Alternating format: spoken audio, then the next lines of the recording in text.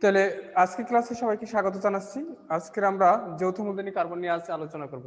তাহলে যৌথ মূলধনী কার্বন হচ্ছে যে এখানে যৌথভাবে মূলধন বিনিয়োগ করে আইনের আওতায় বা আইন অনুসারে যে প্রতিষ্ঠান গঠন করা হয় তাকে যৌথ মূলধনী কার্বন বলে।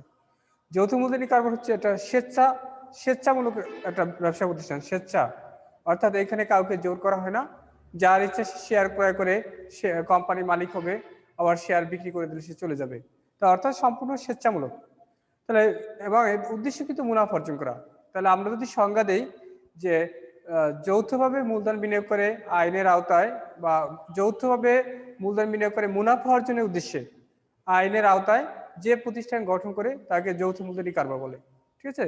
আইন আছে, আইন তো তোমরা সবাই জানো যে 1844 সালে প্রথমে ছিল ব্রিটিশ কোম্পানি আইন, তারপরে ছিল হ্যাঁ বাদন স্যার এই যৌথ মূলধনী ব্যবসার সংজ্ঞাটা যদি স্যার এভাবে দেই যে দুই বা ততোধিক ব্যক্তি স্বেচ্ছায় আইন অনুসারে যৌথভাবে মূলধন বিনিয়োগ করে যে প্রতিষ্ঠান গঠন করে তাই যৌথ মূলধনী ব্যবসা। ওকে ওকে ঠিক আছে, চলবে অবশ্যই, কারণ তোমার এখানে আইন কথা বলা থাকতে হবে, আইন আর হচ্ছে মুনাফা অর্জনের উদ্দেশ্য সেটাও থাকবে, আর যৌথভাবে। স্যার চুক্তিও তো স্যার থাকবে, চুক্তি না চুক্তি কেন? চুক্তি তো হচ্ছে অংশীদারি কারবার, এখানে কেন মিলাচ্ছ? এখানে চুক্তি না, এখানে আইন কানুন। ঠিক আছে, অংশীদারি কারবারের মূল ভিত্তি হচ্ছে চুক্তি, কিন্তু যৌথ মূলধনী কারবার হচ্ছে সম্পূর্ণ আইনের উপর ভিত্তি করে। আইনে যেভাবে বলা আছে সেভাবে গঠন করতে হবে, কিভাবে পরিচালনা করতে হবে, বিধান সবকিছু আইন অনুসারে। জি স্যার বুঝছি। ঠিক আছে, চুক্তি এখানে প্রশ্নই আসে না। চুক্তি হচ্ছে শুধুমাত্র অংশীদারি কারবারের জন্য চুক্তি, বাধ্যতামূলক, এবং চুক্তি ছাড়া হয় না সেটা। ঠিক আছে, একটার সাথে একটা মিলানো যাবে না কিন্তু। তা এখানে বাদন যে কথাটা বলছিল ঠিক আছে, সম্পূর্ণ ঠিক আছে, যে এখানে যৌথভাবে স্বেচ্ছায়, তারপর হচ্ছে আইন অনুসারে মুনাফা অর্জনের উদ্দেশ্য, এই কথাগুলো যখন আমি সাজাই দেখবো তখনই কিন্তু সেটা যৌথ মূলধনী কারবার। আর যদি তুমি আইনের দৃষ্টিকোণ থেকে বলো, আইনের দৃষ্টিকোণ থেকে যে 1994 সালে যে আইন আছে সেখানে 2-1 ঘ দ্বারা, তাই না, সেখানে বলা হচ্ছে যে যৌথ মূলধনী কারবার বলতে বোঝায় এই আইনের অধীনে গঠিত বা বিদ্যমান কোনো কোম্পানিকে বোঝায়। অর্থাৎ এই যে 1994 সালে কোম্পানি আইন, এই আইনের অধীনে এই আইন যারা অনুসরণ করে চলে বা আইনের মাধ্যমে যে প্রতিষ্ঠানগুলো গঠন করা হয় সেটা বিদ্যমান হোক আর সম্পূর্ণ নতুন হোক, সেটা হচ্ছে কোম্পানি। ঠিক আছে, আবার 1956 সালে যে ভারতীয় কোম্পানি আইন আছে সেখানেও তারা বলছে যে এখানে স্বেচ্ছায় কতিপয় ব্যক্তি যখন মুনাফা অর্জনের উদ্দেশ্যে কোনো সংগঠন তৈরি করবে তখন সেটা হচ্ছে যৌথ মূলধনী কারবার। তাহলে আইন হচ্ছে 1844, তারপর ছিল 1856। হ্যাঁ সালগুলো স্যার পেজ লাগাছে স্যার, একটা এক সিরিয়াল করে স্যার সবগুলো সাল যদি বলে দিতেন বা বোর্ডে লিখে দিতেন তাহলে সুবিধা হতো। কি সংজ্ঞা না আইন? না স্যার, এই যে বিভিন্ন আইন, যেমন ভারতীয় উপমহাদেশের আইন, বাংলাদেশ কোম্পানি আইন, দেখো আইন বেশি কিছু না, এটা হচ্ছে ব্রিটিশ আইন। ঠিক আছে, ব্রিটিশ কোম্পানি আইন, আর এটা হচ্ছে ভারতীয় কোম্পানি আইন, ভারতীয় মানে কোম্পানি আইন আর কি।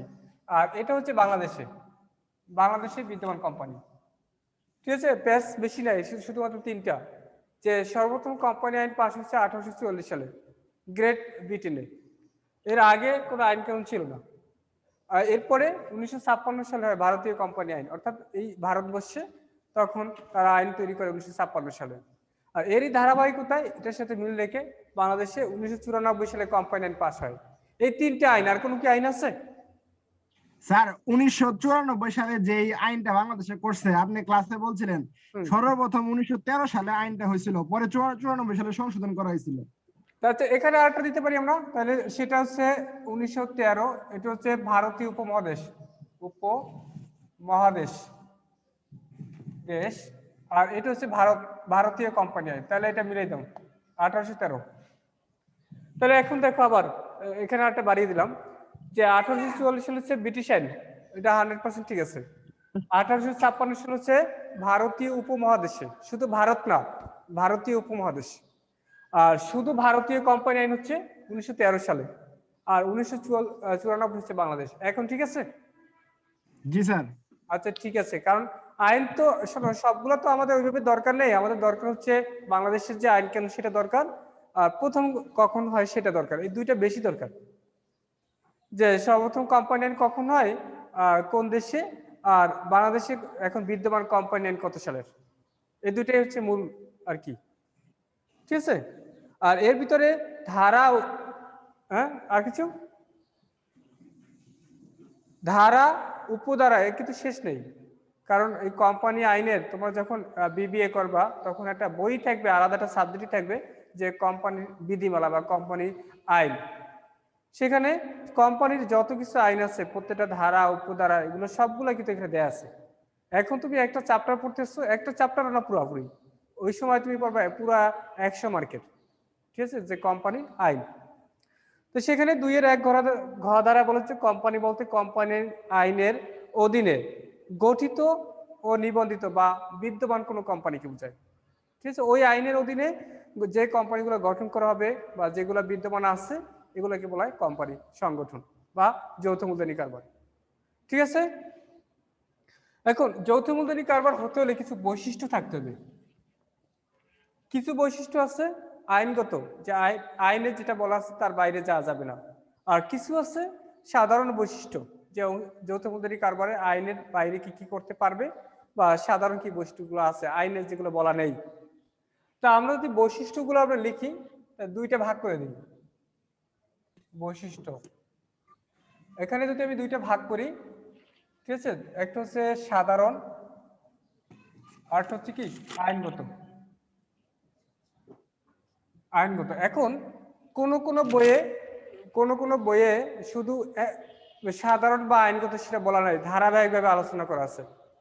আবার তুমি ভাগ করে দিতে পারো যে কোনগুলো আইনগত আর কোনগুলো হচ্ছে ধারাবাহিকভাবে, মানে কোনগুলো হচ্ছে সাধারণ। এখন আমরা আলোচনা করি যে যদি আমি বলি যে গঠন প্রণালী, এটা কি সাধারণ বৈশিষ্ট্য না আইনগত বৈশিষ্ট্য? এখানে কিন্তু সাধারণ, যে যৌথ মূলধনী কারবার কিভাবে গঠন করা হবে, তখন কিন্তু সদস্য সংখ্যা। তখন কিন্তু পয়েন্টের ভিতরে আবার উল্লেখ থাকবে যে গঠন কিভাবে করবে, যে কোম্পানির যে আইন আছে বিদ্যমান কোম্পানি আইন 1994, এই কোম্পানি আইন অনুসারে গঠন করতে হবে, ঠিক আছে। সেখানে কিন্তু আমরা পড়ছি যে কিভাবে গঠন করতে হবে, কতগুলো ধাপ অনুসরণ করতে হবে, কি কি দলিলপত্র লাগবে। কিন্তু যৌথ মূলধনী কারবারের গঠন প্রণালী কিন্তু অপেক্ষাকৃত জটিল, জটিল না? যে অংশীদারি কারবার কিন্তু শুধু চুক্তি করলেই হয় বা একটা ট্রেড লাইসেন্স সংগ্রহ করলে হয়, কিন্তু কোম্পানির ক্ষেত্রে তোমার গঠন করতে হলে অনেক আনুষ্ঠানিকতা আছে, অনেক কাজকর্ম করতে হয়, দলিলপত্র তৈরি করতে হয়, ঠিক আছে, অনেক নিয়মকানুন আছে। অর্থাৎ গঠন প্রণালী হচ্ছে অনেক জটিল। এটা সম্পূর্ণ আইনের উপরে ভিত্তি করে গঠন করা হয়, আইন কানুনে যেভাবে বলা আছে। তা আমরা দিতে পারি যে, স্যার, হ্যাঁ বলো। আপনি স্যার গঠন প্রণালীর মধ্যে স্যার একটা কথা বলছিলেন যে 3 দিন আর 7 দিন, 3 দিনের মধ্যে দিয়েছিলেন এ বি আর এন, 7 দিনে বলছিলেন জেড, এর অর্থ কি স্যার? ও আচ্ছা আচ্ছা, ওইটা পুরানো ইতিহাস, ওইটা তো তোমার ওইটা শেয়ার, তুমি যদি কেনো এই শেয়ারটা কতদিন পরে বিক্রি করতে পারবা, সেই ক্ষেত্রে বলছিলাম কিছু আছে এ ক্যাটাগরি, কিছু আছে বি ক্যাটাগরি, কিছু আছে এন ক্যাটাগরি, কিছু আছে জেড ক্যাটাগরি। এখন এক এক শেয়ার হচ্ছে ম্যাচিউর ডেট এক এক রকম, কিছু ছিল 3 কর্মদিবস আর কিছু বলছিলাম 7 কর্মদিবস, তাই না? তাই তো। জি স্যার। 3 কর্মদিবস হচ্ছে যে এ ক্যাটাগরি শেয়ার যেগুলো ভালো, B category share, N category share, এই 3 ধরনের শেয়ার হচ্ছে 3 দিন পরে তুমি বিক্রি করে দিতে পারো। আজকে যদি তুমি ক্রয় করো, আজকের সহ 3 কর্মদিবসের ভিতরে এটা বিক্রি করে দিতে পারো, এটা বলছিলাম যে এটা মেয়াদ কতদিন, কতদিনে বিক্রি করা যাবে, ম্যাচিউর কতদিনে। আর জেড ক্যাটাগরি শেয়ার থাকলে সেটা তোমাকে 7 কর্মদিবস পরে এটা বিক্রি করতে হবে, যেদিন কিংবা ওই দিন থেকে শুরু করে 7 কর্মদিবস, ঠিক আছে। ঠিক আছে এবার। জি স্যার। ও আচ্ছা, লেখা আছে, খাতা বের করছো মনে হয়, তাই না? জি স্যার। আচ্ছা ঠিক আছে, গঠন প্রণালী প্রথমে সাধারণ বৈশিষ্ট্য হচ্ছে যে গঠন প্রণালী। তাহলে যৌথ মূলধনী কারবার গঠন প্রণালী হচ্ছে জটিল, অনেক আনুষ্ঠানিকতা পালন করতে হয়, অনেক দলিলপত্র তৈরি করতে হয়, ঠিক আছে। তাহলে সবচেয়ে অন্যান্য ব্যবসা গঠন করা সহজ, কিন্তু যৌথ মূলধনী ব্যবসা গঠন করা জটিল বা অনেক ঝামেলাপূর্ণ, ঠিক আছে। এটা হচ্ছে সাধারণ বৈশিষ্ট্য। কিন্তু গঠন করতে হলে কিন্তু আইন কানুনগুলো লাগবে। 2, স্বেচ্ছা সংস্থা, যেটা সংজ্ঞায় বলা ছিল যে যৌথ মূলধনী কারবার কিন্তু কাউকে জোর করে নিয়ে আসা হয় না, তোমার ইচ্ছা তুমি যে কোনো প্রতিষ্ঠানে শেয়ার ক্রয় করবা, মালিক হবা, আবার তোমার ইচ্ছা তুমি বিক্রি করে দিবা, তোমার মালিকানা ছেড়ে দিবা। তাহলে এটা হচ্ছে সম্পূর্ণ হচ্ছে স্বেচ্ছা সংস্থা, যে এখানে কাউকে জোর করে নিয়ে আসবে না, কেউ ইচ্ছে করলে এখানে আসতে পারবে আবার চলে যেতে পারবে, ধরে রাখা যাবে না তাকে, ঠিক আছে। এটা হচ্ছে সম্পূর্ণ কি স্বাধীন। আর অন্যান্য ব্যবসার ক্ষেত্রে সেখানে কিছু দায়দায়িত্ব থাকে, কিছু চুক্তি থাকে, কিছু দলিলপত্রে থাকে যে এই কাজগুলো তোমার করতে হবে। কিন্তু এখানে তোমার শেয়ার সে সম্পূর্ণ হচ্ছে তোমার ব্যক্তিগত ইচ্ছা। শেয়ার ধরে রাখবা, ধরে রাখলে তুমি কোম্পানির সুবিধা পাবা, আর যদি ছেড়ে দাও কোম্পানির মালিকানা চলে যাবে, অর্থাৎ স্বেচ্ছা সংস্থা। অধিক মূলধন, অধিক মূলধন, তাহলে যৌথ মূলধনী কারবার যে তারা মূলধন সংগ্রহ করে শেয়ার বিক্রি করে, শেয়ার আবার ঋণপত্র বিক্রি করে। এখন কতটুকু কয়টা শেয়ার তারা বিক্রি করবে বা কত কোটি টাকা তারা সংগ্রহ করবে, এটা কিন্তু তাদের ইসে লেখা থাকে, যে স্মারকলিপি সেখানে লেখা থাকে যে তারা কতটুকু মূলধন সংগ্রহ করতে পারবে। তাহলে দেখা যাচ্ছে অন্যান্য যে ব্যবসা আছে এই ব্যবসার চেয়ে এই ব্যবসায় তোমার অধিক পরিমাণে মূলধন সংগ্রহ করা যায়, কারণ এখানে কোনো নাই, তুমি ঋণপত্র নিতে পারো সহজেই, ব্যাংক থেকে ঋণ নিতে পারো, পাশাপাশি তুমি শেয়ার অধিক পরিমাণে শেয়ার বিক্রি করতে পারো। তাহলে এখানে স্যার হ্যাঁ বলো। এই শেয়ার বিক্রি থেকে স্যার একটা কোশ্চেন আছিল, অনেক সময় কোম্পানি ওই শেয়ার বিজ্ঞাপন দেয় 20,000 শেয়ার মানে সে বিক্রি করবে, কিন্তু অনেক সময় দেখা যায় যে 30,000 টাকা উঠে, তখন যে 10,000 বাড়তে থাকে স্যার, এটা কত কর্মদিবসের মধ্যে ফেরত দিতে হয়?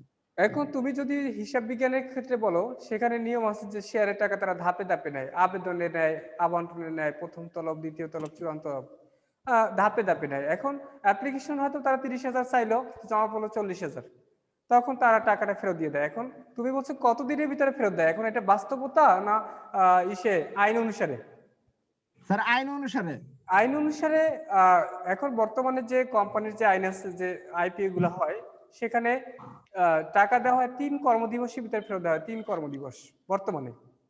অর্থাৎ যেদিন কোম্পানির আইপিও শেয়ার যখন ড্র হবে, ফলাফল হবে, এখন দেখা যায় এই 30,000 বিক্রি করবে, 40,000 জমা পড়লো, এই 40,000-এর ভিতরে তারা কি করবে, লটারি করবে, করে 30,000 এদেরকে শেয়ার দিবে, বাকি 10,000 যারা আছে অতিরিক্ত আবেদন তাদের টাকা ফেরত দিবে, যারা পাবে না এই টাকাটা দিবে। বর্তমানে এখন 3 কর্মদিবসের ভিতরে তারা টাকা রিটার্ন করে, 3 কর্মদিবস, ঠিক আছে, 3 দিনের ভিতরে, যে 3 কর্মদিবস, সেটা ওই শুক্র শনি বাদ দিয়ে 3 দিন, যেদিন ড্র হবে মাঝখানে 2 দিন যাবে, পরের দিন বা 1 দিন যাবে, পরের দিন টাকা দিবে, ঠিক আছে, 3 দিনের ভিতরে কমপ্লিট করে দেয়। তাহলে যৌথ মূলধনী কারবার কি করে, তারা অপেক্ষিত দেখা যায় অধিক পরিমাণে শেয়ার বিক্রি করে বা ঋণপত্র বিক্রি করে, তারা কি করে, অধিক পরিমাণে মূলধন সংগ্রহ করে। 4, গণতান্ত্রিক ব্যবস্থাপনা। কারো কোনো কোশ্চেন থাকলে হ্যান্ড রেজ করবা, আমি সাথে সাথে অ্যান্সার দিতে পারবো। তাহলে গণতান্ত্রিক ব্যবস্থাপনা হচ্ছে, যৌথ মূলধনী কারবার হচ্ছে ব্যবস্থাপনা হচ্ছে গণতান্ত্রিকভাবে পরিচালিত হয়। অর্থাৎ এখানে যারা পরিচালনা পর্ষদে থাকে তারা কিন্তু শেয়ার হোল্ডারদের নির্বাচিত প্রতিনিধি হিসেবে কাজ করে। এখানে প্রত্যেক শেয়ার হোল্ডার, যদি কেউ একটা শেয়ার ক্রয় করে সেও একটা ভোট দেয়, আবার যে কয়েক লাখ বা কয়েক কোটি শেয়ার ক্রয় করবে সেও কিন্তু একটা ভোট দিবে। তো এই ভোটের মাধ্যমে পরিচালনা পর্ষদ গঠন করা হয়, ঠিক আছে। এই জন্য বলছে এবং সবার মতামতের ভিত্তিতে তারা সিদ্ধান্ত নেয় যে কোম্পানির যে বিভিন্ন ধরনের এজেন্ডা, বিভিন্ন ধরনের যে সিদ্ধান্ত গ্রহণ করা, বিভিন্ন মূলধন বাড়াবে বা যে কোনো বিষয় হতে পারে, সেগুলো কিন্তু তাদের যে বোর্ড আছে সেখানে কিন্তু ইজিএম বা এজিএম, সেখানে তারা কিন্তু সবার সাথে আলাপ আলোচনা করে তারা পাশ করিয়ে নেয়, এককভাবে তারা সিদ্ধান্ত গ্রহণ করতে পারে না। মুনাফা বন্টন। যৌথ মূলধনী কারবার তারা মুনাফা কিন্তু সম্পূর্ণ অংশ বন্টন করে না। দেখা যায় তাদের যে পরিচালনা পর্ষদ থাকে তারা একটা মিটিং করে, বোর্ড মিটিং, সেখানে তারা আলাপ আলোচনা করে তারা যে কতটুকু লাভ হচ্ছে এবং এই লাভের কত পার্সেন্টেজ তারা শেয়ার হোল্ডারদের ভিতরে বিতরণ করবে বা কতটুকু তারা রেখে দিবে, সেটা তাদের সিদ্ধান্ত ক্রমে তারা এটা নির্ধারণ করা হয় যে কতটুকু তারা লভ্যাংশ বন্টন করবে। আবার বলছিলাম যে লভ্যাংশ কিন্তু তারা দুইভাবে দেয়, একটা হচ্ছে নগদ দেয় মুনাফাটা, আবার বোনাস আকারে এটা শেয়ার। শেয়ার দিতে পারে। যদি কোম্পানির লাভ আছে নগদ টাকা, এখন এই টাকাটা তাদের বিনিয়োগ করার কোনো সুযোগ নেই, তখন এই টাকাটা তারা অযথা না রেখে তারা কি করে, শেয়ার হোল্ডারদের ভিতরে শেয়ার অনুপাতে বন্টন করে দেয়, শেয়ার অনুপাতে হয়তো বা 80% বা 30% বা 70% তারা বন্টন করে, বাকি 30% রেখে দেয়। আবার যদি মনে করে যে এই নগদ টাকা না দিয়ে আমি কি করবো, এটা এগুলো আমি রেখে দেবো প্রতিষ্ঠানে, আমি অন্য কোনো না কোথাও বিনিয়োগ করব, কিন্তু আমি কি করব, তাদের এই নগদ টাকার পরিবর্তে আমি শেয়ার দেব।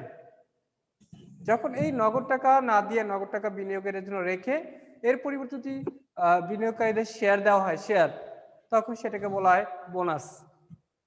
ঠিক আছে, তাহলে আবার কোন কোন প্রতিষ্ঠান তারা দেখা যায় বোনাসও দেয় ও নগদও দেয়, একই সাথে দুইটা লভ্যাংশ তারা ঘোষণা করে। কিন্তু পুরোপুরি হচ্ছে যারা পরিচালনা পর্ষদে থাকে তাদের সিদ্ধান্ত করবে যে কতটুকু তারা ডিভিডেন্ড ঘোষণা করবে। 6, মালিকানা লাভ।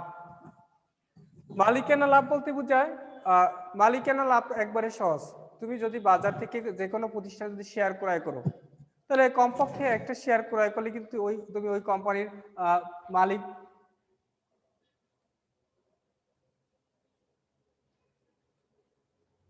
আমি কি বললাম, যদি কমপক্ষে একটা শেয়ার ক্রয় করি যে কোনো প্রতিষ্ঠানের, তখনই কিন্তু আমি ওই প্রতিষ্ঠানের একজন মালিক বা একজন শেয়ার হোল্ডার। তাহলে মালিকানা কিভাবে লাভ করবো? শেয়ার ক্রয় করে। আর কোম্পানি যত বেশি শেয়ার বিক্রি করবে তত কিন্তু মালিকানাটা বেড়ে যাবে। 7, ক্ষমতার সীমা। যৌথ মূলধনী কারবার তাদের ক্ষমতা কি, অর্থাৎ পরিচালনা পর্ষদ তারা কি কি কাজ করতে পারবে, সেটা কিন্তু তাদের যে মেমোরেন্ডাম, সংঘ স্মারক বা স্মারকলিপি যেটা আমরা বলি, এই স্মারকলিপিতে সবকিছু লেখা থাকে, অর্থাৎ সংবিধানের মতো। এর বাইরে কিন্তু কোম্পানি কখনো যেতে পারে না বা কখনো কোনো কাজ করতে পারে না। এদের কার্যক্ষমতা এই স্মারকলিপি বা কি বলা হয় যে কোম্পানির যে দলিল, মূল দলিল, এতে লিপিবদ্ধ করা থাকে। অর্থাৎ এদের সীমাটা নির্ধারিত, যারা কি কি করতে পারবে কি কি পারবে না। এটা হচ্ছে কোম্পানির ক্ষমতার সীমা। লাস্ট আমরা দিতে পারি কর প্রদান। কর প্রদান, এটা মনে হয় তোমাদের বলছিলাম যে কর কর কোম্পানির ক্ষেত্রে একটা কর একটা বোঝা। যদি আমি অসুবিধার কথা বলি, এই করের একটা বোঝা আছে। কারণ কি, কোম্পানির যে কর দুইভাবে দেওয়া লাগে। একটা হচ্ছে প্রথমত কোম্পানির মোট মুনাফার উপর একটা কর দেওয়া লাগে। আমি দেখাইছিলাম আগের ক্লাসে যে 1 লাখ টাকা বিনিয়োগ যদি লাভ করে, দেখা যায় 45,000 টাকা এই কোম্পানির কর্পোরেট ট্যাক্স দেওয়া লাগে। বাকি যে টাকা থাকে 55,000 টাকা, সে টাকা দেখা যায় কি প্রত্যেক শেয়ার হোল্ডারদের ভিতরে আমরা শেয়ার অনুপাতে ভাগ করে দিই, শেয়ার অনুপাতে। পরে কি ইন্ডিভিজুয়াল যারা এই শেয়ার হোল্ডার যে লভ্যাংশ পেল, তাদের কাছ থেকে আবার আমরা 15% হারে আমরা ট্যাক্স কেটে রাখি, যেটা ইনকাম ট্যাক্স। তাহলে কর কিন্তু এখানে দুইভাবে দেওয়া লাগছে, দ্বৈত কর। এটা হচ্ছে কোম্পানির জন্য একটা অসুবিধা। আর পাশাপাশি হচ্ছে কর প্রদান যখন দেখবো দুই ধরনের কর দেওয়া হয়, একটা হচ্ছে কর্পোরেট ট্যাক্স আর হচ্ছে ব্যক্তি কর। একটা হচ্ছে প্রতি কোম্পানিকে দিতে হয় টোটাল মুনাফার উপরে, আর ব্যক্তি এদেরও কর দিতে হয়, দুইভাবে তারা কর পায়। 9, বিলোপ সাধন। তাহলে যৌথ মূলধনী কারবারের যেরকম গঠন করা কঠিন, ঠিক বিলোপ সাধন কিন্তু কঠিন। এখানে বিলোপ সাধন ঘটাতে হলে তোমার ইচ্ছা মতো ঘটাতে পারবে না। এখানে সবকিছু কি করতে হবে, মীমাংসা করতে হবে আইন অনুসারে, সেই 1994 সালে বিদ্যমান কোম্পানি আইন অনুসারে। তাহলে এটা গঠন প্রণালী যত কঠিন, আবার এটার বিলোপ সাধন কিন্তু ততই কঠিন, অর্থাৎ আইন কানুন অনুসারে এটা বিলোপ সাধন ঘটাতে হয়। ঠিক আছে, তাহলে এখানে বোঝো না, এই যে 1 থেকে 9 পর্যন্ত কারো কোনো সমস্যা থাকলে হাত তুলতে, মানে হ্যান্ড রেজ করতে পারো। স্যার সমস্যা নাই। সমস্যা নাই, তাহলে আমরা চলে যাই আইনগত। সদস্য সংখ্যা স্যার এটা কোথায় বসবে? সদস্য সংখ্যা এটা আইনে বলা আছে যে কয়জন সদস্য নেওয়া যাবে, সদস্য সংখ্যা। ঠিক আছে, তোমার কথা মতো দিলাম এখানে। আইনগত, এটা তো আইনই বলা আছে, যৌথ মূলধনী কারবারের যে আইন সেখানেই বলা আছে যে সদস্য কতজন হতে পারবে, সর্বোচ্চ বা সর্বনিম্ন। তাহলে সেই ক্ষেত্রে আমরা কত বলছিলাম যে প্রাইভেটের ক্ষেত্রে 2 থেকে 50 প্রাইভেট, আর পাবলিক প্রাইভেট কতজন 50 2 থেকে, আর পাবলিক হচ্ছে 7 থেকে শেয়ার, আর এটা হচ্ছে 2 থেকে 50। ঠিক আছে, তাহলে কোম্পানির যে সদস্য সংখ্যা কতজন হবে সেটা কিন্তু আইনে বলা আছে যে যৌথ মূলধনী কারবার গঠন করতে হলে প্রাইভেট লিমিটেড যদি কোম্পানি হয় তাহলে কমপক্ষে 2 জন হতে হবে, আর সর্বোচ্চ কত 50 জন হতে হবে, সর্বোচ্চ 50 জন, এর বেশি হওয়া যাবে না। আর পাবলিক লিমিটেড কোম্পানি হলে কমপক্ষে এখন স্যার বিবিধ দায়। হ্যাঁ বুঝি না, বিবিধ দায়। আচ্ছা পয়েন্ট পরে আসতেছি। স্যার আপনি বলছিলেন যে বিবিধ দায়। বিবিধ দায় বা বিধিবদ্ধ দায় দুটো একই, ঠিক আছে, বিধিবদ্ধ দায় বা বিবিধ দায়, ঠিক আছে, বিধিবদ্ধ দায়। তাহলে এটা সবাই বুঝতে পারছো যে পাবলিক লিমিটেড 7 আর সর্বোচ্চ শেয়ার দ্বারা সীমাবদ্ধ, যত শেয়ার বিক্রি করবে তত তুমি মালিকানা তত শেয়ার হোল্ডার, তত মালিকানা বেড়ে যাবে। তাহলে বিধিবদ্ধ দায় বা বিবিধ দায়, যেটা বিধিবদ্ধ দায় হচ্ছে যৌথ মূলধনী কারবার হচ্ছে যে তারা এখানে তাদের যে ব্যবস্থাপনা আর হচ্ছে মালিক সম্পূর্ণ ভিন্ন। মালিক হচ্ছে যারা শেয়ার ক্রয় করে তারা মালিক, আর পরিচালনা করে কিন্তু এই শেয়ার হোল্ডাররা বোর্ড দিয়ে পরিচালনা পর্ষদ গঠন করে, নির্বাচন করে। তাই এখন এই পরিচালনা পর্ষদে যারা থাকে তাদের কিছু বিধিবদ্ধ দায় দায়িত্ব আছে, বিধিবদ্ধ বাধ্যতামূলকভাবে কিছু দায় আছে। কি দায় সেগুলো? তাকে নিয়মিত প্রতি বছরে এজিএম অর্থাৎ অ্যানুয়াল জেনারেল মিটিং, এটা বাৎসরিক একটা সাধারণ সভা আহ্বান করতে হবে। তারপর যদি আরো হতে পারে EGM, EGM extra general meeting, এটা এ হবে ক্যাপিটাল লেটার, এটা জি, ইজিএম।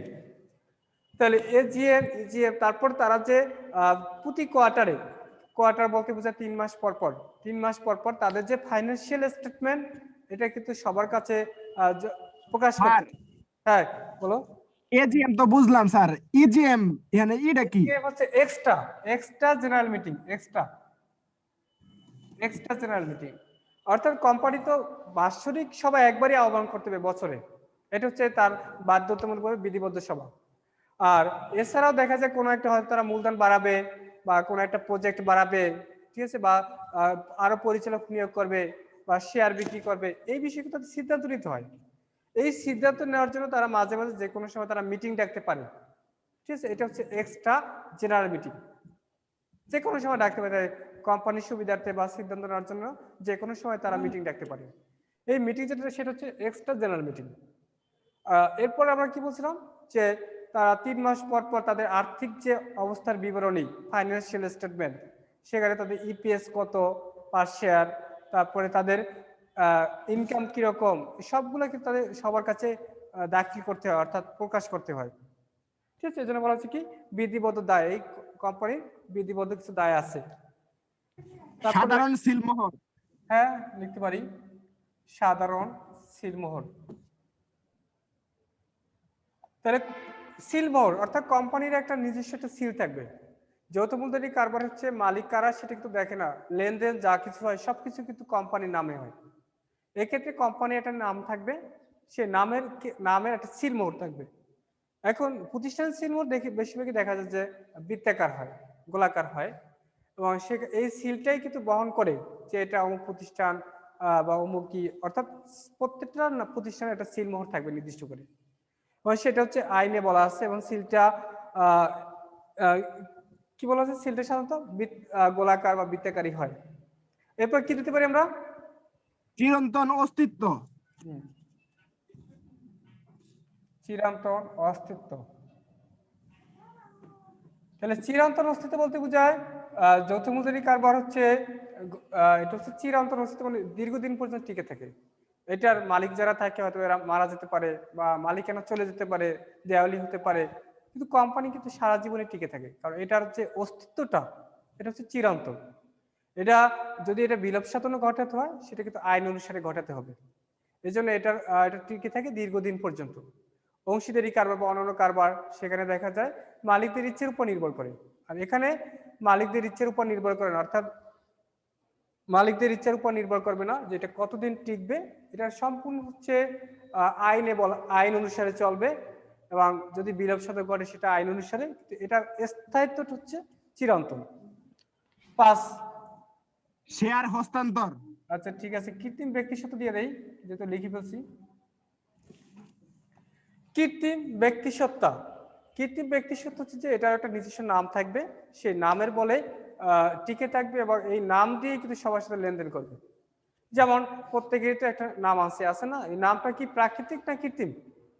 নাম কিন্তু অবশ্যই কৃত্রিম, কারণ এটা তো তোমার অভিভাবক যারা আছে এদেরই তো দেয়া, তাই না? এই জন্য তোমার নামই কিন্তু সবাই চিনবে। এই জন্য কোম্পানিরও একটা নিজস্ব নাম থাকবে, সে নামের বলে কৃত্রিম নাম, অর্থাৎ যদিও সে ব্যক্তি না তারপরে কিন্তু সে যেহেতু নাম আছে ব্যক্তির মতোই, এই জন্য কৃত্রিম ব্যক্তি সত্তা বলা হচ্ছে কি। তা শেয়ার হস্তান্তর বলছিলা তোমরা, শেয়ার হস্তান্তর।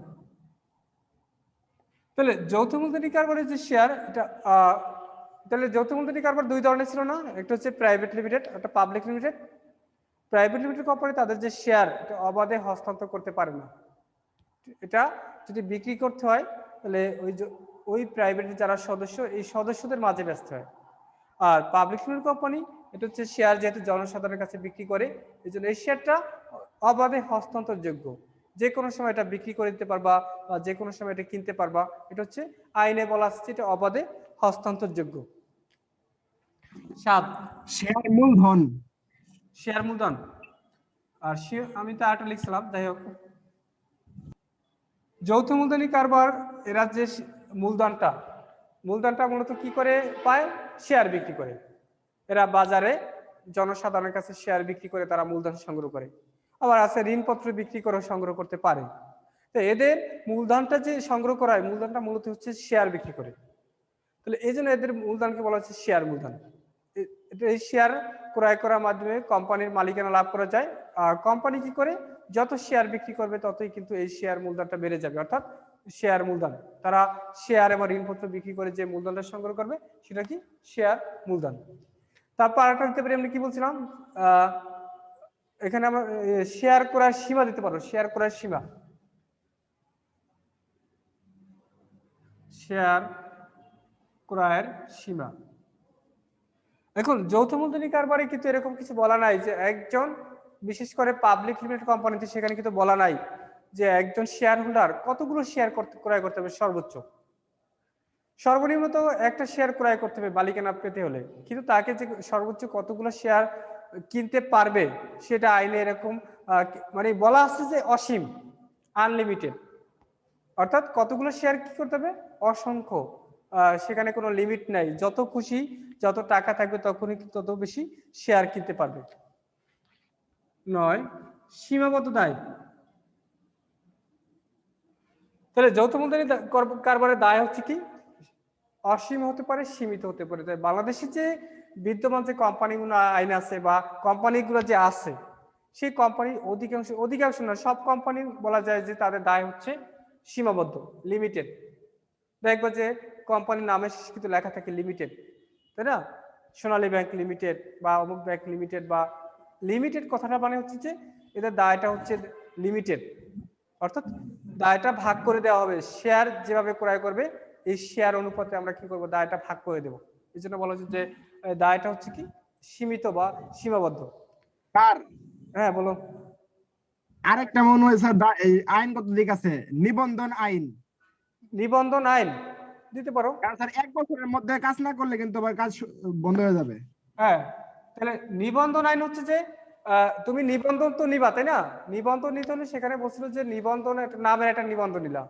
এখন নিবন্ধন পাওয়ার পরে কিন্তু নিবন্ধন পাওয়ার পরে নামের ক্ষেত্রে 1 মাসের ভিতরে কাজ শুরু করতে হবে। যদি 1 মাসের ভিতরে কাজ শুরু না করো তখন ওই নাম ওইটা তুমি ব্যবহার নাও করতে পারো। অর্থাৎ নামের নিবন্ধনে নেওয়ার পরে 1 মাসের ভিতরে কার্যক্রম শুরু করতে হবে। আর প্রাইভেট লিমিটেড কোম্পানি নিবন্ধন পাওয়ার পরে তারা কার্যক্রম শুরু করে, তো পাবলিক লিমিটেড কোম্পানি নিবন্ধন পাওয়ার পরে কাজ শুরু করতে পারে না। এজন্য তাকে আবার কার্য আরম্ভের অনুমতিপত্র নিতে হয়। আর লাস্ট অবধি ব্যবস্থাপনা স্বাতন্ত্র্য বা স্বতন্ত্র ব্যবস্থাপনা বা ব্যবস্থাপনা স্বতন্ত্র, যাই হোক। তাহলে স্বতন্ত্র ব্যবস্থাপনা বলতে বোঝায় কোম্পানি হচ্ছে ব্যবস্থাপনা হচ্ছে আর মালিক সম্পূর্ণ পৃথক। এটা আগে আমি বলছি যে এখানে শেয়ার হোল্ডার হচ্ছে মালিক আর পরিচালনা পর্ষদ হচ্ছে তারা পরিচালনা করে, তাই না? তো এখানে কিন্তু দুইটা পক্ষ, একটা হচ্ছে এখানে মালিকানা আর ব্যবস্থাপনা সম্পূর্ণ পৃথক। এই জন্য এতে বলা হচ্ছে স্বতন্ত্র ব্যবস্থাপনা। অন্যান্য প্রতিষ্ঠান দেখা যায় যারা মালিক তারাই কিন্তু পরিচালনা করে, আর কোম্পানির ক্ষেত্রে যারা মালিক তারা পরিচালনা করতে নাও পারে, তাদের প্রতিনিধি হিসেবে পরিচালনা পর্ষদে তারা সিলেকশন করে দেয় এবং তারা সেই অনুসারে কাজ করে। ঠিক আছে, তাহলে আর তো বৈশিষ্ট্য মোটামুটি বৈশিষ্ট্যগুলো তো বুঝছো। আর যদি কেউ না বুঝো তাহলে হ্যান্ড রেজ করো যে এখান থেকে আইনগত যে বৈশিষ্ট্যগুলো আছে সেগুলো বুঝছো কিনা। জি স্যার, বুঝছি স্যার। এখন স্যার গঠন প্রণালীটা দেখান স্যার। এখন আমরা কি দেখাবো? গঠন। জি স্যার। গঠন না, তাহলে আপনার গুরুত্ব, যদি আমি সিরিয়াল আসি, বা গুরুত্ব বা সুবিধা। যৌথ মূলধনী কারবারের গুরুত্বটা দেখো।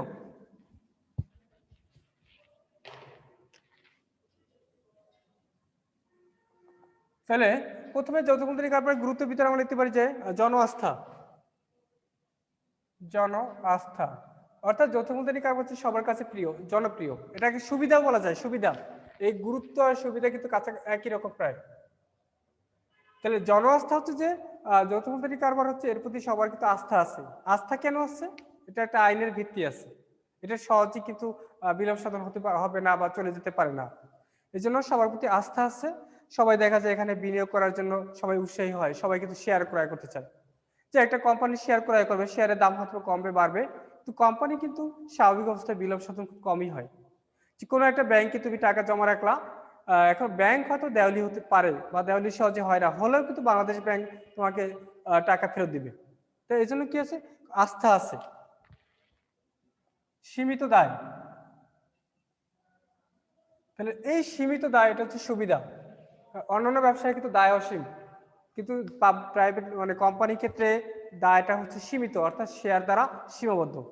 তাহলে বাংলাদেশে দুই ধরনের আছে, যে শেয়ার দ্বারা আর প্রতিশ্রুতি দ্বারা।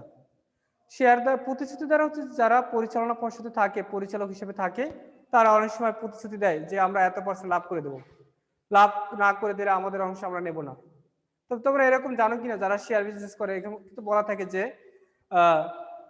লভ্যাংশ ঘোষণা করলো সাপোজ 10% হচ্ছে ক্যাশ, কিন্তু বলা ছিল যে এই 10% ক্যাশ পাবে পাবলিক, আর যারা স্পন্সর, যারা ডাইরেক্টর, এরা কোনো ডিভিডেন্ড পাবে না, এদের 0%।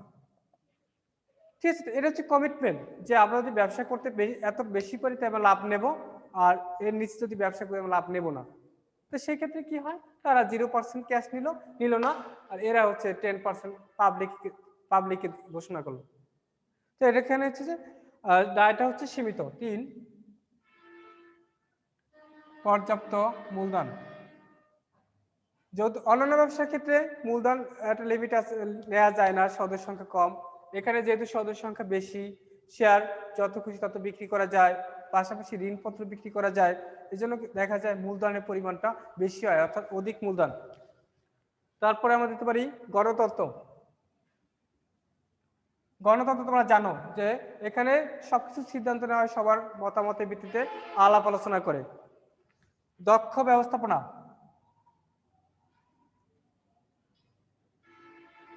যৌথ মূলধনী কারবারে ব্যবস্থাপনা কিন্তু সম্পূর্ণ পৃথক বলা হচ্ছে, যে এখানে আমরা হায়ার করে অধিক পরিমাণে বেতন দিয়ে দেখা যায় বাইরে থেকে ভালো ভালো লোক নিয়ে আসতে পারি। কোম্পানি সেক্রেটারি নেব বা এমডি নেব, সেক্ষেত্রে দেখবো যে আমরা ভালো ভালো লোক বিভিন্ন জায়গা থেকে আমরা হায়ার করে নিয়ে আসতে পারি। তো এখানে কি হয় যে দক্ষ ব্যবস্থাপক নেওয়া যায়। তারপর আমরা লিখতে পারি সম্প্রসারণের সুযোগ। সম্প্রসারণের সুযোগ অর্থাৎ যৌথ মূলধনী কারবারে মূলধনের পরিমাণ যেহেতু বেশি, তাই তারা ইচ্ছে করলে দেখা যায় যে আরো নতুন নতুন করে ইউনিট বাড়াতে পারে বা আরো নতুন প্রতিষ্ঠান তৈরি করতে পারে। ফলে দেখা যায় যে অধিক লোকের কর্মসংস্থানের সুযোগ সৃষ্টি করতে পারে। তা আমরা দেখতে পারি যে অধিক লোকের কর্মসংস্থান, অধিক কর্মসংস্থানের সুযোগ, ঠিক আছে, বা বেকারত্ব হ্রাস, তাও লেখা যায়। তারপর আমরা কি লিখতে পারি যে গবেষণা, আমরা লিখতে পারি যে ঋণের সুযোগ। ঋণের সুযোগ, ঋণের সুযোগটা হচ্ছে দেখবো তুমি যদি 1 মিলিয়ন কারবার গঠন করো, ব্যাংক থেকে ঋণ নিবা, সেখানে কিন্তু ঝামেলা পথে হয়, তোমার গ্রান্টেড কে হবে, তারপরে তুমি ব্যাংকে যদি অপরিচিত হও তাহলে সহজে কিন্তু তুমি ঋণ পাবে না। আবার অংশীদারি কারবারে অনেকজন হলে সেখানে ঋণ পাওয়া যায়, তারপর কিন্তু একটা সময় ক্ষেপণ। আর যৌথ মূলধনী কারবারে এখানে কিন্তু ঋণ সহজেই নেওয়া যায়, কারণ এদের ভিত্তি আছে, চিরন্তন অস্তিত্ব আছে, এটা যে কোনো সময় তারা চলে যাবে না। এই জন্য কি করতে পারে, বা সবাই চলে গেলেও কিন্তু ওই প্রতিষ্ঠানের বিরুদ্ধে মামলা করতে পারবে, আইনগত ব্যবস্থা নিতে পারবে। এই জন্য তারা অধিক পরিমাণে ঋণের সুযোগ পায়। চিরন্তন অস্তিত্ব বলছিলাম, চিরন্তন অস্তিত্ব, ঠিক আছে। তারপর হচ্ছে 10, চিরন্তন অস্তিত্ব। তারপর আমরা লিখতে পারি যে ঝুঁকি বন্টন। ঝুঁকি বন্টন, ঝুঁকি বন্টন হচ্ছে যেটা দায় সীমিত, অর্থাৎ যৌথ মূলধনী কারবারের যে দায়টা, সেই যত পরিমাণে লোকসান হোক না কেন বা সেই টাকাটা কিন্তু আমরা সবার ভিতরে বন্টন করতে পারি শেয়ার অনুপাতে। আর কি দেওয়া যায়, দক্ষ ব্যবস্থাপনা, শ্রম বিভাজন দিতে পারি আমরা, শ্রম বিভাজন।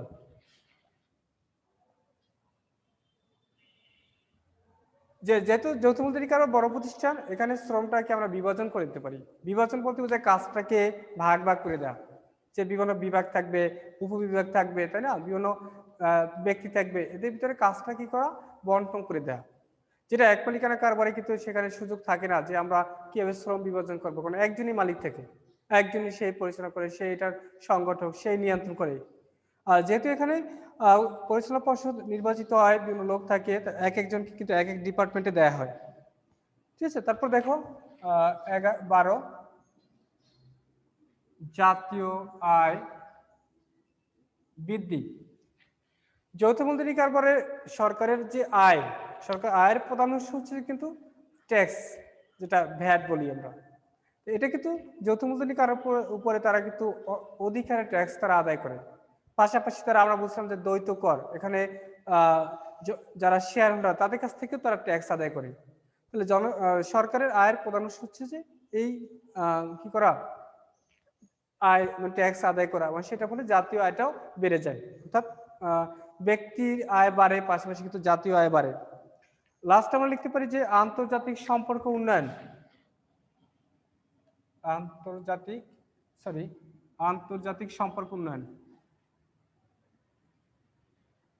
সম্পর্ক উন্নয়ন, যৌথ মূলধনী কারবারে দেখা যায় তারা যে বিদেশে বিভিন্ন ব্যবসা করে, আমদানি করে বা রপ্তানি করে, সেক্ষেত্রে বিদেশে বিভিন্ন ব্যবসায়ীদের সাথে বা সরকারের সাথে তাদের কিন্তু একটা ভালো একটা সম্পর্ক স্থাপন করে, তাই না? এই জন্য বলা হচ্ছে আন্তর্জাতিক সম্পর্ক উন্নয়ন। এই হচ্ছে এ পর্যন্তই থাক।